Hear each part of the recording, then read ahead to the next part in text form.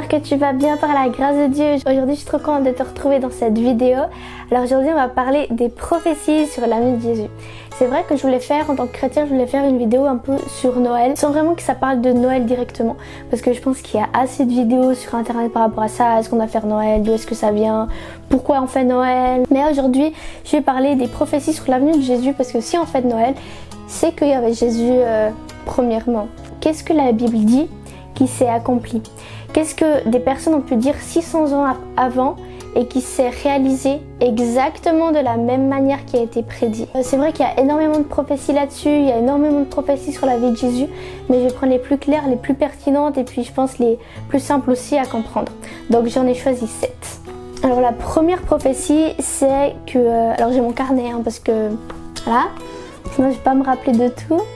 Donc la première prophétie, c'est qu'il est un descendant d'Abraham. Donc le texte est dans Genèse 22, 18. Les théologiens disent que c'était, archéologues théologiens disent que c'était à peu près à moins 1400.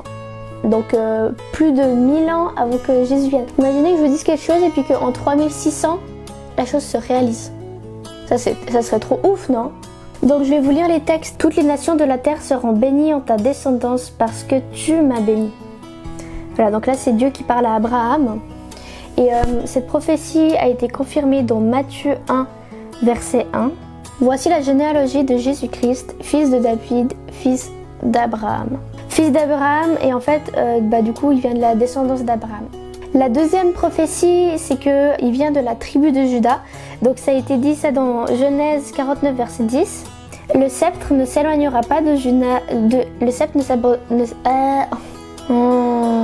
Le sceptre ne s'éloignera pas de Juda, ni le bâton souverain d'entre ses pieds, jusqu'à ce que le Shiloh, jusqu'à que le Messie qui reviendra en gros, et que les peuples lui obéissent. Donc là, en gros, ça dit qu'il y aura un Messie qui va venir, qui ne s'éloignera pas de la tribu de Juda. Il faut savoir que dans Israël, il y avait 12 tribus, c'était les 12 enfants d'Abraham, et il y avait une tribu qui s'appelait la tribu de Juda. Et il y avait la tribu de Benjamin, il y avait 12 autres tribus. Donc là, ça dit que le Messie ne s'éloignera pas de la tribu de Juda et que les peuples vont obéir à Jésus. Donc la prophétie, elle s'accomplit dans Luc 3, versets 23 et 31. Donc ça dit, Jésus avait environ 30 ans lorsqu'il commençait son ministère. Il était, comme on le croyait, fils de Joseph, fils d'Élie, après il y a plein de noms de fils, vous pouvez lire si vous voulez. Et au verset 33, à la fin, il dit fils de Pérez, fils de Juda. Donc, ça veut dire qu'il est fils de Juda. Ça confirme ce qui a été dit dans la Genèse.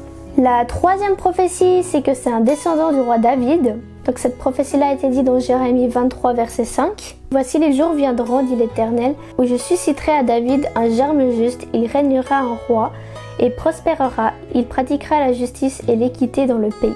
Donc cette prophétie-là, elle s'accomplit dans Luc 23 et 31. Jésus avait environ 30 ans lorsqu'il commençait son ministère, étant, comme on le croyait, fils de Joseph, fils d'Élie. Donc c'est le début du verset que je vous ai cité aussi avant.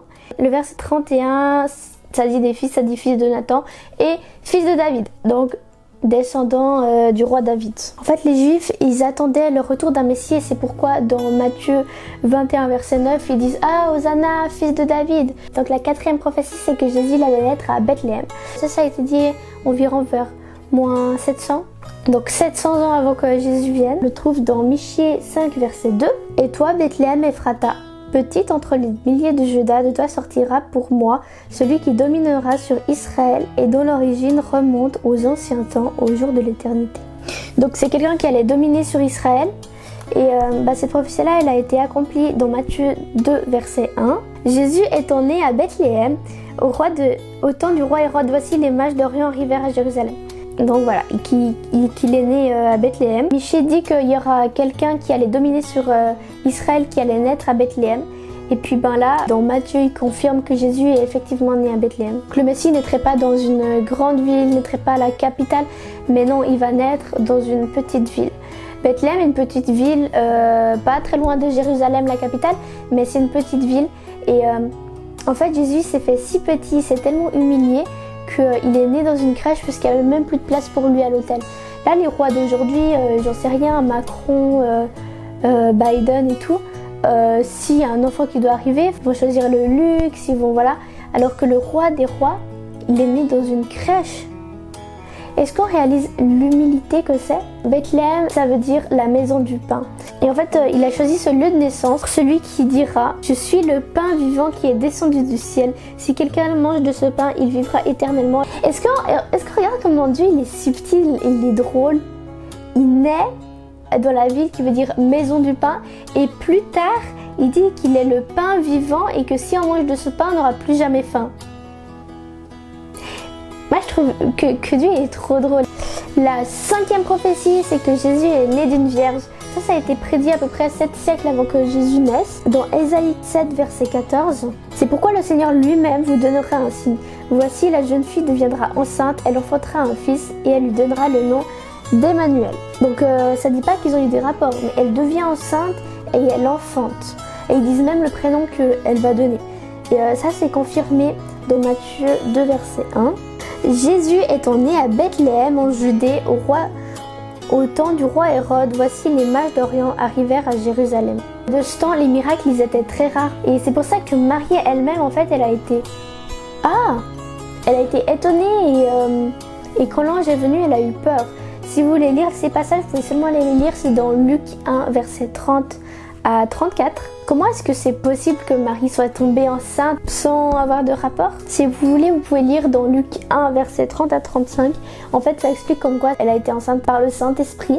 C'est le Saint-Esprit qui l'a enfantée. Pourquoi est-ce qu'il devait se faire enfanter par le Saint-Esprit? Parce qu'il aurait pu se faire enfanter par Joseph, voilà, quand il serait marié. De ce que j'ai compris, ça devait être par le Saint-Esprit parce que Jésus est Dieu. Et ça, on peut voir qu'il l'a depuis le commencement jusqu'à la fin dans les textes de Jean 1, verset 1 à 3, où ça dit que la parole l'a depuis le commencement, etc. Et l'incarnation par le Saint-Esprit est nécessaire pour pas que son corps soit fait en fait par le péché. Parce qu'on sait que le péché est entré dans le monde par un seul homme, et puis de génération en génération, en fait on est pécheur. Et si Jésus aurait été enfanté par 2 êtres mortels, il aurait été péché aussi. Et ça, on peut le lire dans le psaume 51, verset 5. « Voici, je suis né dans l'iniquité et ma mère m'a conçu dans le péché. » S'il aurait été fait par 2 êtres mortels, il aurait été péché, puis il n'aurait pas pu nous sauver, puis pas faire le plan de Dieu pour sa vie. Donc voilà pourquoi c'est nécessaire qu'il y ait cette intervention par le Saint-Esprit. L'avant-dernière prophétie, il est né pour sauver le pécheur en fait. Sa mission sur terre, c'est juste venir montrer de l'amour et nous sauver. Les 2 textes dans le Nouveau Testament, ça a été dit par Jean-Baptiste, cousin de Jésus. C'est celui qui a préparé en fait le ministère avant que Jésus vienne vraiment devant un peu les foules, etc. Donc ça, on peut le lire dans Luc 1, verset 67 à 71. Zacharie, son père, fut rempli du Saint-Esprit et il prophétisa en ces mots. « Béni soit le Seigneur, le Dieu d'Israël, qu'il a visité et racheté son peuple. Il nous a suscité un puissant sauveur dans la maison de David, son serviteur, comme il l'avait annoncé par la bouche de ses saints prophètes et des temps anciens. Un sauveur qui nous délivre de nos ennemis et de la main et de ceux qui nous haïssent. » Cela, il a été confirmé dans Matthieu 1, verset 21. « Elle enfantera un fils et lui donnera le nom de Jésus. C'est lui qui sauvera son peuple de tous ses péchés. » Ça dit qu'elle enfantera Jésus et il viendra juste pour nous sauver. Voilà. Et la dernière prophétie, c'est que Jésus est le Fils de Dieu. Là, il y a 3 textes que j'ai trouvés dans l'Ancien Testament et un en parallèle avec le Nouveau Testament. Donc, il y a Psaume 2, verset 7. « Je publierai le décret, l'Éternel m'a dit, tu es mon fils, je t'ai engendré aujourd'hui. » L'autre, c'est dans 1 Chronique 17, verset 11 à 14. « Quand tes jours seront accomplis et que tu iras après de tes pères, j'élèverai ta postérité après toi, l'un de tes fils, et j'affermirai son règne. Ce sera lui qui me bâtira une maison, et j'affermirai pour toujours son trône.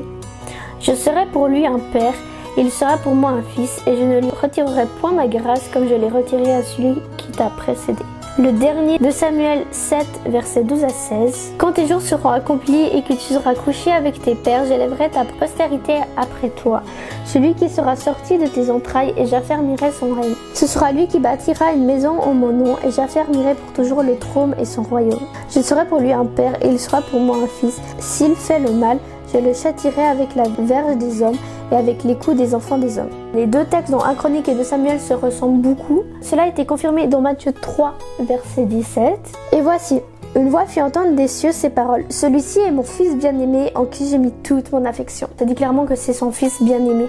Et ça confirme que c'est son fils. Donc voilà, c'est quelques prophéties sur l'avenir de Jésus. J'espère que ça aura pu enrichir votre foi, répondre à certaines de vos questions.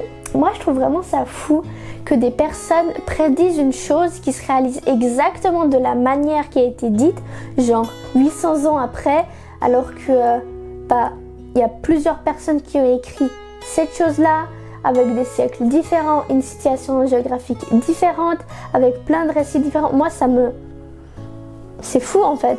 Et mon encouragement pour toi dans cette vidéo, c'est de te dire que les prophéties qui viennent de Dieu s'accomplissent. C'est vrai que des fois ça peut prendre du temps. Là typiquement ils ont dû attendre 600, 700, 800 ans pour que le Messie vienne. Mais les prophéties se sont accomplies au bout. Si on t'a dit une prophétie, si tu as reçu une prophétie de Dieu, prends-la, crois, persévère et elle s'accomplira. Elle s'accomplira peut-être pas dans ton temps, elle s'accomplira peut-être pas aussi vite que tu veux ou quoi, mais elle s'accomplira dans le temps de Dieu.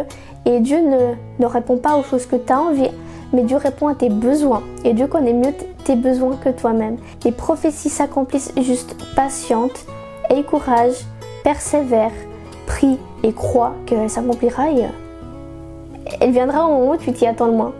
Donc voilà pour cette vidéo, j'espère en tout cas qu'elle t'aura plu. N'hésite pas à la partager autour de toi s'il y a des personnes qui se posent des questions par rapport à Jésus, qui se posent des questions par rapport à l'avenue de Jésus, aux prophéties, au christianisme ou quoi. Je t'encourage vraiment à aller faire toi-même tes propres recherches, prier sur ces textes. En tout cas voilà, merci d'avoir regardé cette vidéo. Sois béni, sois encouragé, sois fortifié. Merci d'exister, tu es aimé et sois abondamment béni. Les gars, j'ai reçu aujourd'hui ma life weight, je sais pas comment on dit ça, et genre, je l'aime trop.